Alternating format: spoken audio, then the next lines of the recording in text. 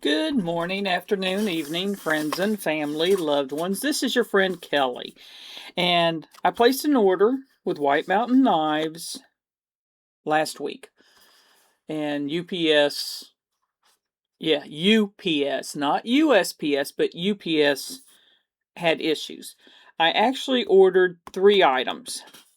Now, one is you only obviously see two. There was an issue with one, and you can see the crease on this. Well, the other knife that the box got really crushed on the ends and it was the wrong knife, but I'll get into that later. But I ordered the Ketuo Mini Griffin in G10. I know the lighting's probably in 14C28. I think these were like 70, 80 bucks ish. It comes with the cloth, it comes with a little card, sticker, and you guys know me by now. If I'm normally it's going to be purple or purple adjacent. Every now and then I get something different, but if they have purple, it's going to be purple. Now this is the Ketuo, or however you pronounce it. I could be pronouncing it wrong. Mini Griffin. And it is a top liner lock. I don't know if you'll be able to see where it's pushing that in, but it's, maybe you can see it better this way. See where it pushes it in? There we go. You can see it better that way. But it is a top liner lock. It's not a button lock. And I was questioning how comfortable it would be with the angles and everything in it. It's not bad. And even, I'm not usually a fan of the squared. I like it more round. This is kind of squared off. I I was taking a chance getting this because it was one I was questioning whether or not it would be comfortable. And sometimes I'm surprised, and I am surprised. This is actually a very cool, comfortable knife, and I can reverse flick it to my little heart's content. And I'm extremely happy with that. I like the fact that it's an actual. I'm not good at doing thumb flicks with the holes that are like that. I do much better with the reverse flick. I just can't get my thumb. I have problems bending my thumb properly half the time, but it's a very awesome knife. Now, the other one, is it better coming out this way? Or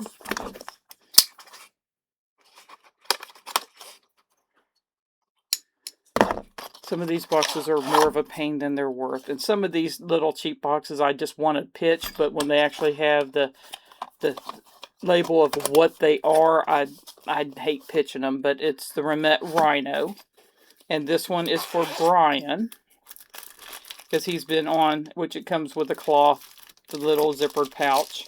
He's been on a run with this, I don't know, they call it vortex type patterning or what, but he's been absolutely loving this type of G10, Gmascus, whatever you wish to call that. And the Rhino, very nice knife. And it's another top liner, like I learned my lesson, that you can do. So that is really snappy. If you guys, why can't I can't reverse flick it. And that's probably on me. I've been having issues with some of these that I can't get my finger in there properly to do it. And Brian will sit there and go flick, and I'll be like, bite me. But I think my nails, I need to trim my nails back. I think sometimes that, and I have weak nails, doesn't help matters. But this is an awesome, awesome knife. And why I closed it, I have no idea. But as for the third knife, we ordered let me get that in there, fixed blade for Brian that they got back in stock that he wanted, that it, how do I want to phrase this? It is the concept fin rear fixed blade with the copper carbon fiber handle. D2. It's an inexpensive knife. I think it's what, 50, $60, somewhere in that general vicinity. And that's what we ordered. What they sent was the new one that isn't supposed to, well, today's the 23rd. It by the time I post this video, it will have been released. It releases on the 25th, was a titanium handled version. And I did the right thing. I contacted them and let them know, hey, I got this, and the box is damaged along with the Remette box, which I flat out told them, this isn't a big deal. The Remette box being creased was not a big deal. But I asked them about, we ordered the Fenrir D2 with the copper carbon fiber scales, but we received the titanium handle with the S35VN. I said, I do like the titanium handled S35VN. If they'd be willing to do that at a discount, because we still want to get the other one, I would buy that from them. But they pretty much did not acknowledge me saying that at all. And I've had really good experience with them before. But they basically just said, sorry for the trouble. Here, we'll send you a return label, and that we'll send out the correct knife. And did offer me a discount on a refund on this, which I was not worried about that. I was just thinking, save them the hassle of paying for shipping back to them, and happen to sell the knife at a discount already because the box is semi-crushed, because both ends were literally crushed in, and you could tell that they were crushed. And I even sent them the picture of the box it came in, the shipping box. But pretty much there was no acknowledgement of, hey, thank you for doing the right thing and letting us know that you received the wrong knife. They just flat out kind of blew over that. How would that make you feel if you did the right thing, contacted somebody, hey, you sent us the wrong knife, it's a higher dollar knife, hey, but this happened also, we like it, we would like to buy it, and they don't even acknowledge what you said? Would that mess your perception of that company? Or would that be just because whoever it was that answered it is Joe Blow on the other end, doesn't read the actual emails properly, and hey, if somebody contacts you about the wrong knife, you do this, this, and this, and they're pretty much doing a form letter, and just take it as that and don't think any more about it?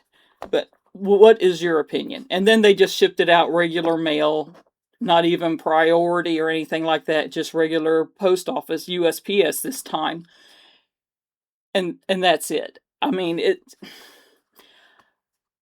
Brian's kind of on the upset side about it, because he's like, did they even acknowledge the fact that he goes, we could have just kept it and not said anything and rebought the one that I wanted. And he goes, and you would have had that knife and they wouldn't have known any better. I said, no, but that's not who we are. And he's like, I know, but still, that's, we could have done that.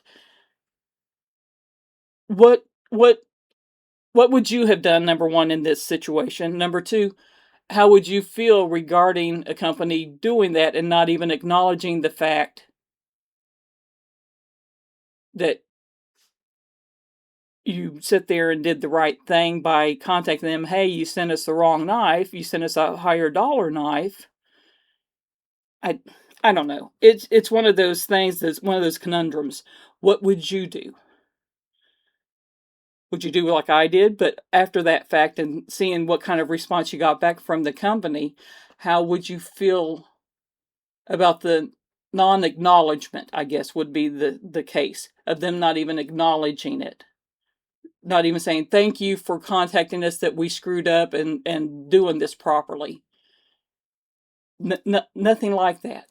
But anyway, that's I guess a pet peeve of mine. There's so many people that take advantage of other people, and they say, well, screw them. They probably screwed up before, and I'll just take it and not think any more about it. And that's just not how I want to be. I don't want people to do that to me. If I make an honest mistake and ship something out wrong, I would hope somebody would reach out to me and say, hey, you know, you did this, but hey, I would like it. What kind of deal can we make to so we both become winners out of this? You know, it's just whatever.